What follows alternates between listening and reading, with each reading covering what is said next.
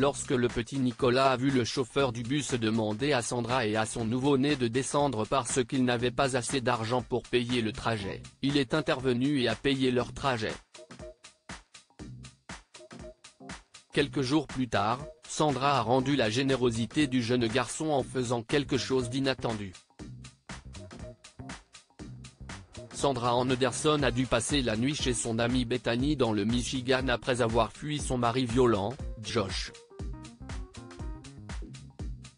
La mère de Sandra, Madame Anderson, l'avait toujours mise en garde contre Josh, mais elle était jeune et frivole et n'a réalisé à quel point il était horrible qu'après leur mariage. Madame Anderson est restée dans la même ville que Bethany, mais Sandra n'a pas eu le courage d'affronter sa mère après l'échec brutal de son mariage. Du moins jusqu'à ce qu'elle reçoive un appel le matin l'informant que sa mère avait eu une attaque et était transportée d'urgence à l'hôpital. En raccrochant le téléphone, la femme a enveloppé sa fille Ava dans une couverture et s'est précipitée vers la porte, laissant son sac à main derrière elle.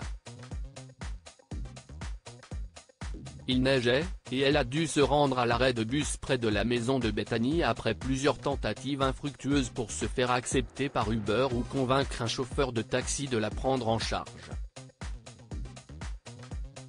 Mais heureusement, elle est arrivée à l'arrêt de bus juste au moment où le bus allait partir.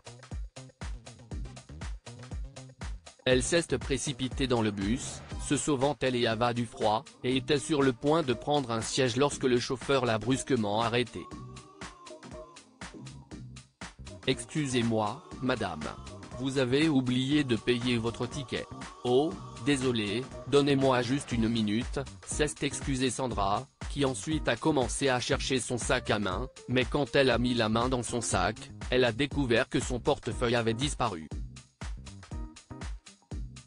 Sandra a vérifié ses poches pour voir si elle gardait de la monnaie, mais elles étaient également vides.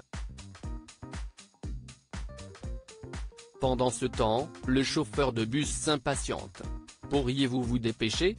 Les routes sont glissantes, et je ne peux pas conduire vite parce qu'il neige », déclare-t-il avec insistance. Sandra lève les yeux de son sac. « Je suis désolée, mais j'ai oublié mon sac à la maison. » Le chauffeur de bus lui a jeté un regard sévère. « Désolé, je ne peux pas vous laisser passer alors. Descendez des bus. »« Non, s'il vous plaît. » Sandra a plaidé. « J'ai un bébé avec moi, et il fait froid. De plus, ma mère a été hospitalisée. Je vous promets qu'une fois que je serai à l'hôpital, je vous ferai le paiement. » Le chauffeur a éclaté de rire. « Bien essayé, madame, mais beaucoup de gens ont inventé des histoires comme ça et ces ne sont sortis sans payer. Je ne suis pas un imbécile. » Découragée, Sandra a ramassé son sac sur le siège et est descendue du bus, se préparant à affronter le froid. Mais à ce moment-là, une voix l'a arrêtée. « Je vais payer son billet. S'il vous plaît, ne leur dites pas de partir. » Sandra s'est retournée et a vu un garçon vêtu de façon peu soignée qui se tenait là. « S'il vous plaît, entrez, madame. Je vais payer pour vous. Merci, mon enfant, » dit Sandra en prenant un siège. « Au fait, quel est ton nom ? » « Je m'appelle Nicolas. » répondit le garçon joyeusement. « Vous savez que vous n'avez pas besoin de me remercier.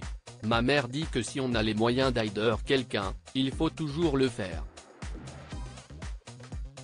« Ta mère a raison, Nicolas, » dit Sandra avec un sourire. « Pourquoi voyages-tu seul ? » « Oh, je reviens de chez ma grand-mère, » a expliqué le garçon. « Elle était malade, alors maman m'a dit de lui donner des médicaments. On dirait que mon arrête ici, alors je vais descendre maintenant.